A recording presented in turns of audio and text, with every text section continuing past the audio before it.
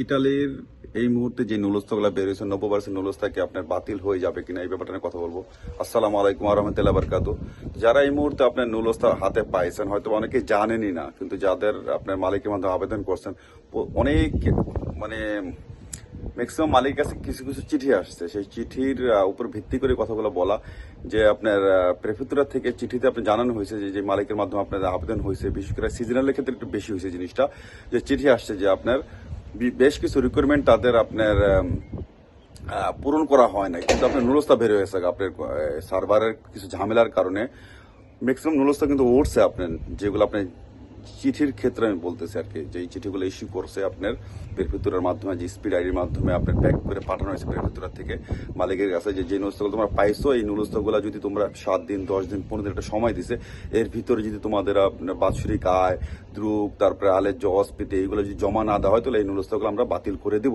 তো আপনারা হয়তো জানেনই না, আপনারা বাংলাদেশে আপনার নুলস্থা পাঠানো দেওয়া হয়েছে আপনার তৃতীয়পক্ষের মাধ্যমে, আপনারা হয়তো জানেনই না যে আপনার নুলস্থার কাহিনীগুলো ঘটতেছে, কিন্তু এখানে আপনার অনেকের কাছে এই চিঠিগুলো আসছে, আপনার চিঠিগুলো ইস্যু করছে আপনার প্রেফেক্টুরা থেকে, যে জাস্টিফাই করো, যে ভেরিফাই করতে বলছে যে তোমার যে আলোচগুলো দিছো আলোচগুলো সঠিক আছে কিনা, অস্পেতি দিছো অস্পেতি ঠিক আছে কিনা, তোমার বাৎসরিক আয়গুলো ঠিক আছে কিনা। কিন্তু সার্ভারের সমস্যার কারণে নুলস্থগুলো ইস্যু আছে, নুলস্থগুলো অনেকে পেয়ে গেছে এবং বাংলাদেশে পাঠিয়ে দিচ্ছে। হয়তো আপনি বুঝতে পারছেন আপনি নুলস্থা পেয়ে গেছেন গা, এখন আপনার হয়তো বা ভিসা পেয়ে যাবেন গা জমা দেওয়ার জন্য। সেই ক্ষেত্রে আপনি করুন নাকি, সেই ক্ষেত্রে আপনি হয়তো বা তৃতীয় পক্ষ জিনিসটা জানায় না, আপনি জানেন না, তৃতীয় পক্ষ হয়তো ভাবতে আছে জিনিসটা জানালে হয়তো আপনি একটা ঝামেলা পড়বেন, একটা দুশ্চিন্তা পড়ে যাবেন গা যে আমি আসলে ভিসা পাবো কিনা নুলস্থা দিয়ে। সেক্ষেত্রে আপনাকে জানানো হয় না, সেও রাইট যে আপনি জানালে একটা দুশ্চিন্তা থাকবেন, সে হয়তো এটা সলভ করার চেষ্টা করতেছে, কিন্তু এইটা আপনার সলভ করা সম্ভব, এটা খুব একটা বড় ধরনের ঝামেলা না। যদি আপনার তৃতীয় পক্ষ যদি সঠিক থাকে, মালিক যদি সঠিক থাকে, তাহলে এটা বড় ধরনের কোনো ঝামেলা না। মালিকের শুধু আপনার যে রিকোয়ারমেন্টগুলো পূরণ করার কথা প্রেফেক্টুরার মাধ্যমে, যে সেই সময়সীমা দিচ্ছে সেই সময়সীমার ভিতরে যদি আপনার সেই রিকোয়ারমেন্টগুলো পূরণ করে, তাহলে আপনার নুলস্থগুলো যেরকম আপনার ছিল সেরকমই থাকবে। শুধু আপনার প্রেফেক্টুরাতে বলা হয়েছে তোমরা যদি রিকোয়ারমেন্টগুলো যদি পূরণ না করে, তাহলে এই নুলস্থগুলো আমরা অনলাইন করবো না আর কি, অনলাইনে অ্যাক্টিভ করবো না। যখন আপনার এম্বাসিতে ভিসা প্রসেসিং করবো তখন দেখা গেলেন এই নুলস্থার কোনো অস্তিত্ব পাওয়া যাচ্ছে না, কিন্তু নুলস্থাগুলো প্রথমে কিন্তু অরিজিনাল ছিল, শুধু রিকোয়ারমেন্ট পূরণ করা না করার কারণে আপনার নুলস্থাগুলো অনলাইন করা থাকবে না। তো সেই ক্ষেত্রে আপনার করণীয় কি, আপনার করণীয় আপনি যদি নুলস্থা কপি পেয়ে থাকেন, যদি তোকে নাও জানা থাকে, আপনার প্রথম কাজ হবে শুধু আপনার ভিএফএস এর অ্যাপয়েন্টমেন্টের নেওয়ার জন্য। যদি আপনি অ্যাপয়েন্টমেন্ট পেয়ে যান তাহলে মানে বুঝতে পারবেন যে আপনি নুলস্থাটা অনলাইন করা আছে এবং নুলস্থাটা অরিজিনাল, সেক্ষেত্রে আপনার দুশ্চিন্তা করার কিছু নাই। কিন্তু আপনার মালিকের যে কাজটা সেই কাজটা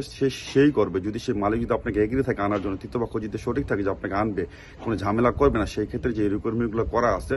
সেই রিকোয়ারমেন্টগুলো আপনি পূরণ করলে আপনার 7 দিন থেকে 10 দিনের ভিতরে এটা অনলাইন হয়ে যাবে, এটা দুশ্চিন্তা করার কিচ্ছু নাই গা। তো যারা আপনারা এখনো জানেন না সেই জিনিসটা আপনার তৃতীয় পক্ষের মাধ্যমে জানেন যে ভাই এই যদি কোনো ঝামেলা হয়েছে কিনা, যেহেতু এটা আপনার শুরু হয়েছে, আপনি গত 2 সপ্তাহ যাবত অনেকের কাছে চিঠি আসা শুরু করছে, সেই ক্ষেত্রে কথাগুলো বলা মূলত আপনাকে আপনাদের আসলে সতর্ক করা, যে আপনার নুলস্থা হাতে পেয়ে ভাবতেছেন যে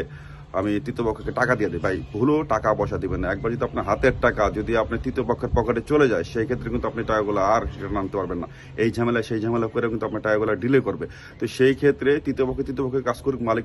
পক্ষে কাজ করুক, আপনি আপনার কাজটা করেন যে নুলস্থটা পাওয়ার পরে আপনি অ্যাপয়েন্টমেন্টের জন্য অ্যাপ্লাই করেন, অ্যাপয়েন্টমেন্ট যদি পান দেন তারপর আপনি লেনদেন করেন, এছাড়া আদারওয়াইজ কোনো লেনদেন করবেন না।